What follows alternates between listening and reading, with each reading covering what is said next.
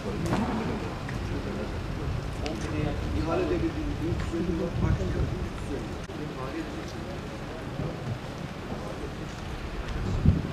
değil mi arkadaş? Haber veren, bekleyen falan yok değil mi? Bunları videolar da eskiyle koyuyor. Başlıyor sayın. Yani videolar da şimdi eskiyi görmek önemli.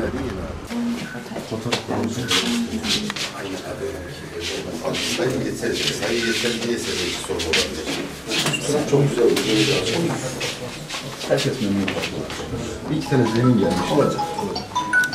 Ufak tefek memnuniyetsizlik olur. Son derece kullanışlı. Huzurla oturulacak konutlar inşa ediyoruz böyle. Biraz dolaşalım bence. Yani sokak sadece değil. Bir tarafı arkadaşlarımız hani görüntü almış olur. Müşterimiz biraz zorlanıyor.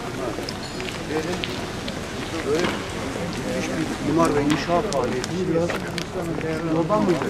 Bugün Göztepe ve Tandoğan'da içine alan rezerv alan içerisindeyiz. Gördüğünüz gibi bir yılı henüz doldurmadan hem tahliyesini hem yıkımını hem de yapımını gerçekleştirerek hemşehrilerimizi hayal ettikleri konutlara kavuşturmanın sevincini ve mutluluğunu yaşıyoruz.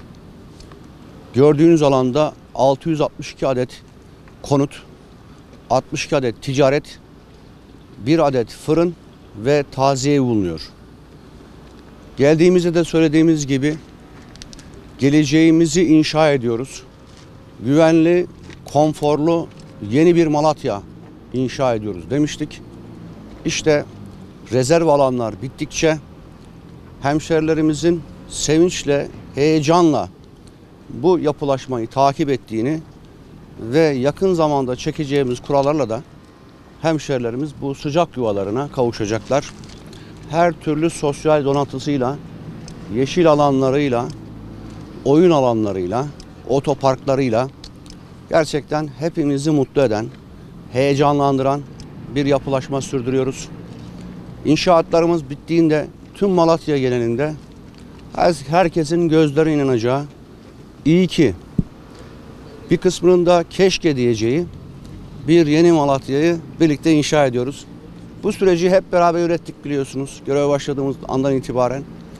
Dolayısıyla sadece deprem konutları değil, aynı zamanda rezerv alanlarla da yeni bir şehir inşa ediyoruz.